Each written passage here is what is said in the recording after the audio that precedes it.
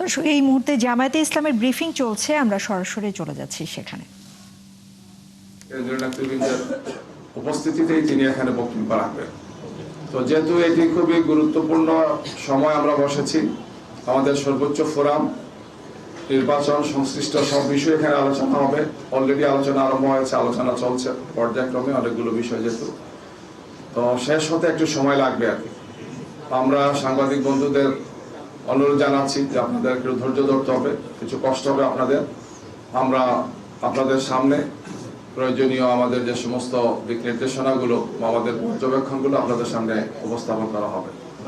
আজকে এই পর্যায়ে আমি কোনো প্রশ্ন নিচ্ছি না, যেহেতু সরাসরি আমাদের আমিরে জামাত এবং কেন্দ্রীয় দায়িত্বশীল সবাই উপস্থিত আছেন, তাদের পক্ষ থেকেই কথা বলবেন।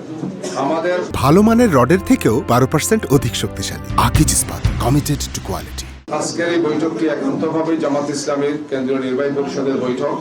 এটাও আমাদের একটি পরিকল্পনা আছে যে আমরা জোটের একটি বৈঠক হবে এবং জোটের শরিক দলও এই নির্বাচনে তাদের পর্যবেক্ষণ, তাদের বিশ্লেষণ এবং করণীয় সম্পর্কে প্রতিটি দল তার স্ব অবস্থান ত্যাগ করবেন। পরবর্তীতে জোটের বৈঠকের মাধ্যমে আরো কিছু বক্তব্য আপনাদের সামনে পেশ করা হবে।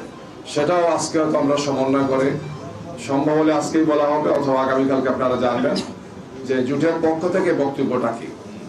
আপাতত এই হচ্ছে আমাদের বক্তব্য এবং আমরা আশা করি রাত 10টার মধ্যে আপনাদের সামনে আমাদের এই বৈঠকের পর্যবেক্ষণগুলো আপনাদের সামনে তুলে ধরতে পারবো।